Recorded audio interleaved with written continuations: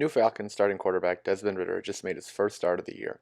I wanted to dive into the film and break down what encouraged me and what concerned me from Ridder's first start against the New Orleans Saints. So let's get right into it. Okay, we're starting at the first play of the game for the Falcons offense. As you can see, we're starting out with man across the board with some zone under and a single high over the top. You're going to see that we have two sets of motion here.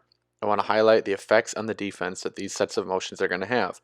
On the first motion, we're going to have the tight end motion from the heavy side of the formation to the weak side and remain on the end of the line. Watch how the second level defenders react here. I have them boxed to highlight them. You can see how the responsibilities have shifted. Now we're going to bring another receiver from that same side of the field to this side of the field. Again, watch how the responsibilities change here as we're actually going to have the snap take place during the motion. This is a concept widely used across the NFL to create dysfunction on the defensive side of the ball as the responsibilities are changing for these players at the snap. With all these changing responsibilities prior to the ball even being snapped, this is where we stand with defensive responsibilities.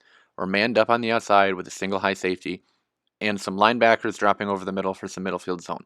Let's take a look at the route concepts we have running against this. Working from top to bottom, we have an outside release go, a hitch by the tight end, and an outside release in, and then a motion is going to run into a flat route. I want to highlight a few route combinations specifically on this play, however. First, I want to highlight this flat route. As it comes across the formation, you can see he's manned up with the defender on this play. However, when the receiver runs that flat route, for this defender to cover him, he's going to have to work through this outside release in route. The outside release in route, I believe, is deliberate in the fact that they want to create space for this flat route. Considering the situational awareness that this is Ridder's first game against a good defense, and this is the first snap of the game, I would like to see him go right to the flat here. As you'll see here, however, this is going to be an easy 5 to 7 yard gain, but he doesn't go this route. The next route I want to look at is the set of combination routes. The outside release in is going to run about the 35-yard line horizontally across the field, and this is going to suck up the middle field defenders. This is going to free the tight end hitch route over the middle. This would be another easy 5-yard completion to start the game. He doesn't go here either. The final route is where Ridder actually does decide to go with the ball. This is going to be an outside release go route. Now, this is not a bad look against a single high safety, don't get me wrong, but this is only going to be able to work if your receiver is able to stack or even get even with the defender and use that sideline as extra space. However, as we can see, the receiver is not quite even with the defender, and now the sideline is going to come into play as an extra defender as we're running out of room here on this rail. Ridder is going to rip the ball in there anyway and try to give his receiver a chance, but as you can see, with the defender stacked on his receiver, he's able to get his head around and he's not going to allow a completion here. Watching this play again, like I said, I would have liked to see the ball go to the flat here right at the back of his drop. Like I said, first start against a good defense. Let's start the game with some quick hitting plays. Let's get the ball out of his hands quickly, get in rhythm, and gain some confidence. As you can see, though, Ridder isn't even going to look in this direction. I don't want to be quick to give Ridder fault for this play, as there is some good that I will get to later, and there are some ways to rationale this play away. This may not be built into the play as a read. Anyway, getting off track here, I would have loved to see the ball go to the flat, but for one reason or another, that's not what happens here. I do want to get to the good of this play here. As you can see, when Ridder gets the ball, he's looking towards the middle of the field. What he's doing is he's manipulating that single high safety. Him looking at the middle of the field is going to hold that safety at the middle of the field. As I will highlight, once Ridder sees the safety open his hips to the center of the field just slightly, Ridder resets his feet and looks to that left sideline at that go route. Ridder showed an ability to manipulate and freeze second-level defenders on this play. It tells me that he understands what's happening on the back end of defenses, and this is an encouraging sight to see in his first NFL start. We will have a better view of it from this end zone angle here. On the next play, I want to highlight Ridder's playmaking ability. On the snap, Ridder feels the pressure and sees everyone is covered pretty well. Ridder then sees an open running lane develop right in front of him. He wants to take it and pick up some yards, but gets contacted in the pocket. Ridder is going to shrug off this contact and roll to the right. At this point, the play has completely broken down and we've entered some backyard football. Ridder does really well escaping the pocket and keeping his eyes downfield. He eventually finds his tight end breaking towards the sideline and puts the ball in an ideal location, low and away, where only his tight end can get his hands on it. This ball was actually thrown really well, and I believe the tight end should have held on to this for a 10-yard pickup and a first down. However, the receiver can't survive the ground and the ball falls incomplete. Ridder made something happen here when it looked like this was a lost play. From Ridder's point of view, this was some excellent playmaking ability that I was very pleased to see. Later in the game, however, Ridder is in a similar situation where he has a play action fake and a naked boot to the right. In this play, Ridder will break the pocket and target the drag route coming across the center of the field here. The difference between this play and the last, however, is that the intended target on this play is being bracketed in coverage. This means that there's going to be a defender underneath and over the top of his intended target. Ridder has to wait to get the ball out until the receiver clears the underneath man. When he lets this go, he does not put the ball low and outside like in the previous play when I showed, but he puts this ball at chest height and right on the receiver London. This allows the defender to undercut this route and come up with the would-be interception had he been able to keep his feet in bounds.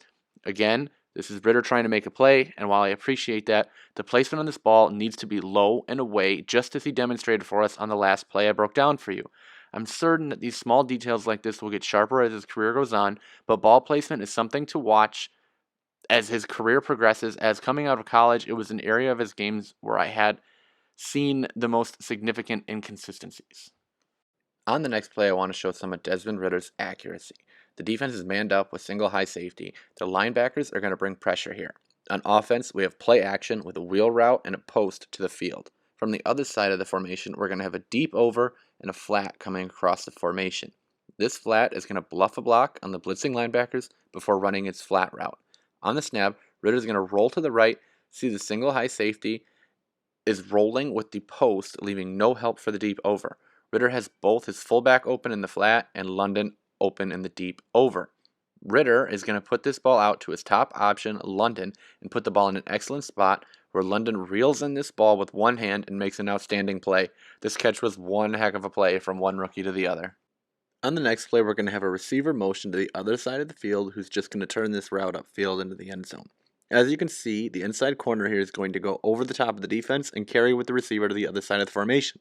On the snap, the corner has covered ground well and is in good position to cover this play. Ridder's going to give a good play action fake and get to the back of his drop. In my opinion, he gets some rookie tunnel vision here, and he completely misses this corner here as he has a clean pocket, but puts the ball up in a spot where the defender is easily able to make a play on this ball. In all reality, this should have been a pick six going in the other way. I'm not exactly sure what Ridder was doing here. He had a clean pocket and time to survey this field, especially when it looks like there might be a chance his fullback was coming open here on the one-step slant in the slot, but I think he was a victim of some rookie tunnel vision on this play. The next play is my favorite by Ridder on the day, and I think it's a perfect representation of what Ridder can be if he puts it all together for the Falcons. On this play, we have man-to-man on the outside and two shallow zones underneath. Drake London's going to run a slant here, and Ridder is going to get his man open with his eyes and his body movement. Then Ridder is going to throw a perfect ball right past the underneath defender for a moderate gain here, but this is an excellent play by Ridder.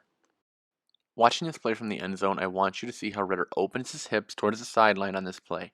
Now I want you to see how the defender reacts to this. In zone, you react to the quarterback. You're not reading a man, you're keying on the quarterback's eyes and reacting off their vision and their body movements.